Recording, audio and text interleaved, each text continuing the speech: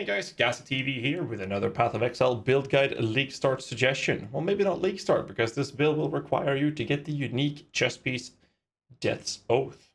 This is a Righteous Fire-like kind of build, and the build guide has just been updated. There are a couple of changes in this specific build, so I will outline them in this video.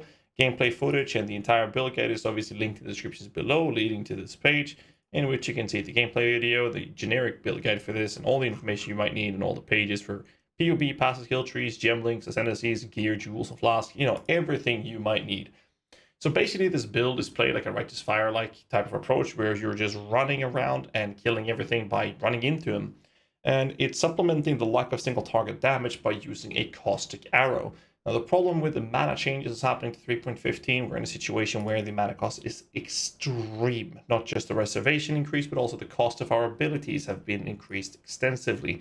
So the changes we've made are two things. One is adding a Conqueror's Efficiency. This jewel allows us to have a reduced mana cost of our skills, as well as skill effect duration, but also 2% reduced reservation of skills. This puts us in the endgame meta reservation, which leaves us about 74 mana.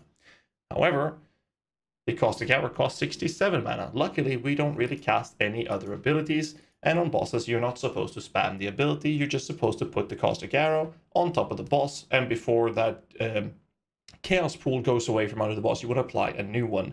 This means that the mana cost being about the same mana that you actually have is not a problem, and you're only regenerating about 24 mana per second.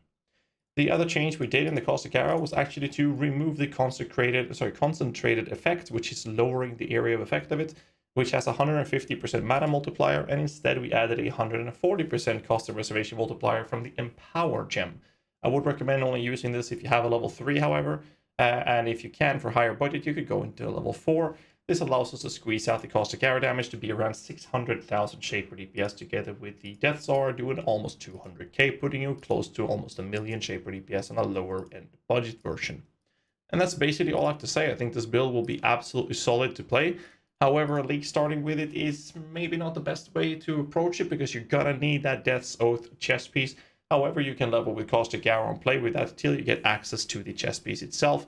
But because of it requiring a build-enabling unique item, you should always be very cautious when playing something like this as a league start build. But it can definitely work as long as you keep your eyes peeled for that Death's Oath when it becomes available. Do keep in mind that Death's Oath is not usable till level 62, which means that depending on how fast you go on a league start, you can still league start with this build. And if you're not level 62 in the first 10 or 15 hours, there should be plenty of them available on the market, allowing you to actually play with it and make sure you get the currency to start using the Death's Oath chess piece.